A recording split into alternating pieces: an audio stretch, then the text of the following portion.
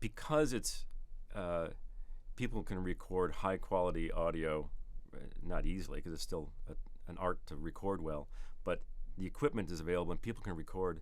People are recording amazing things across the world and putting them up on the internet and making collections of interesting sounds. This is useful for sound people because, especially when it's ambiances or sounds that we don't have ready access to if we happen to, say, live in Northern California. So there's a new world of great recordings that are getting exponentially greater, and so people can start dipping into those things, which is wonderful. Although I have to say, if I do a sound job now, one of the most fun parts of it is recording sound effects. So it's hard to give that up. And we still, as a sound designer, it's how you think is with a recorder, and you start playing with interesting sounds and seeing what you get. So we would never stop recording sounds for a movie. But it's wonderful that the world is more full of great recordings than it ever was.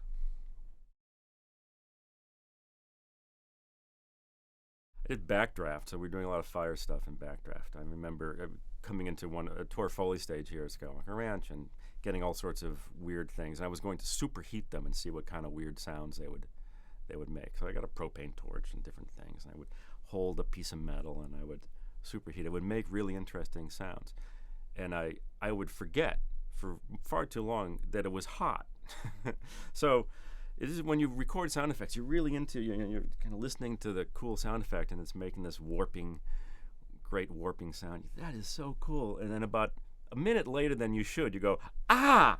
So sound effects recorders are always, I've fallen off the back of Coast Guard boats going, well, that's an interesting sound, and then fling off the back of the boat. And sound effects recorders are getting in trouble all the time. You get in your own world. You wear these headphones, you're listening to the sound, and you're only thinking about the sound, and you forget that you're in some sort of danger.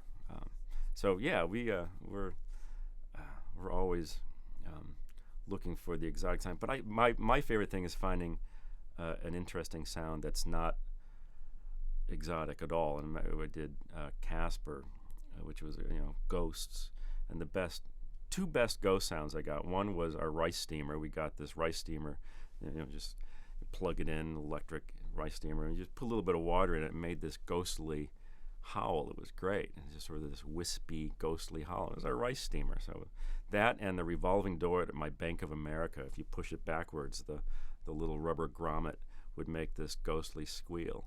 And we would get in trouble because the security guard would run up. We would do this. There were some people in the bank. We'd push the revolving door backwards, make this, and the security guard would say, please don't do that. That's annoying the customers. Okay, and he'd go away and we'd push it again until we get kicked out.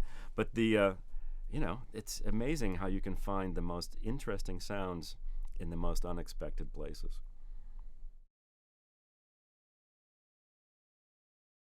Sound for movies, I think it's a really exciting field to go into, and it's more exciting now than it was when I went into it, because people can do a lot of sound work at home or on their own in ways that we couldn't because of the equipment and the technology 25 years ago.